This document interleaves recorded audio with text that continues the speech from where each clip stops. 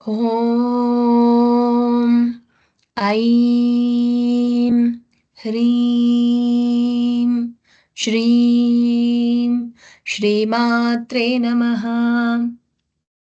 లలితా సహస్రనామంలోని 21వ నామం కదంబమంజరీ క్లుప్త కర్ణపూర మనోహర. ఇది ఈ 16 అక్షరాల నామం.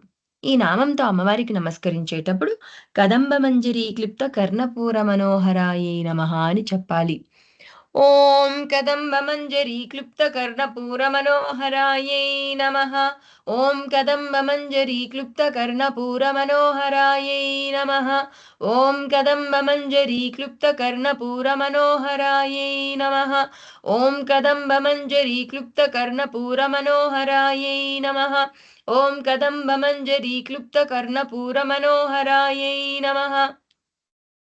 ప్రతిపదార్థం కదంబ అంటే కదంబ పూల లేదా కడిమి పూల, మంజరి అంటే గుచ్ఛముల చేత, క్లిప్త కూర్చబడినటువంటి, కర్ణపూర చెవులపై సింగారించుకున్న ఆభరణములచే, మనోహర అంటే మనస్సును దోచునంత అందముగా ఉన్నది అని అర్థం.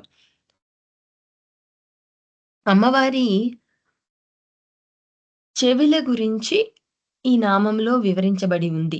ఏ విధంగా అమ్మవారి యొక్క చెవి యొక్క ఆభరణం ఉంది అనే దాని గురించి ఇందులో చెప్పబడి ఉంది. చెట్లలో లక్ష్మీప్రదమైనవి కొన్ని చెట్లు ఉన్నాయి. వాటిలో రావి చెట్టు, తులసి చెట్టు, ఈ కడిమి లేదా కదంబ వృక్షం, మారేడు వృక్షం ఇవి ముఖ్యమైనవి. ఈ ఈ చెట్లు సకల శుభాలను కలుగు చేస్తాయి అంటారు.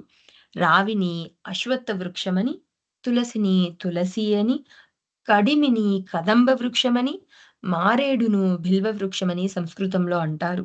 వీటికి దళాలు గాని, పువ్వులు గాని 3 చొప్పున గుత్తులు గుత్తులుగా ఉంటాయి.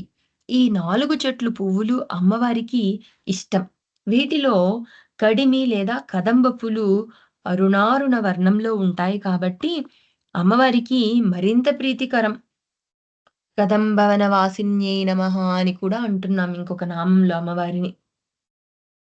పువ్వును కాకుండా పూల గుత్తినే అమ్మవారు తన చెవులపైన ధరించింది కాబట్టి, అమ్మవారి చెవులు ఎంత విశాలంగాను, సుదీర్ఘంగాను ఉండి, పువ్వు గుత్తులను కూడా భరించగల దృఢత్వాన్ని కలిగి ఉంటాయని గ్రహించాలి. శ్వాస జరిగే సమయంలో సోహంలోని ఓంకారాన్ని వినగలిగి, మనస్సు హరింపబడే స్థితికి తీసుకువెళ్ళగలిగిన శ్రీకారాలాంటి చెవులు శ్రీకరములవుతాయి అంటున్నారు.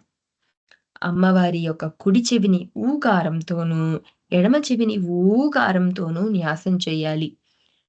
కడిమి పూల గుత్తుల చేత లేదా కదంబ పూల గుత్తుల చేత కూర్చబడిన కర్ణోపరితరములతో అందముగా ఉన్నది అని నామానికి అర్థం. ఏతత్ సర్వం ఫలం శ్రీ సద్గురు చరణారవిందార్పణమస్తు.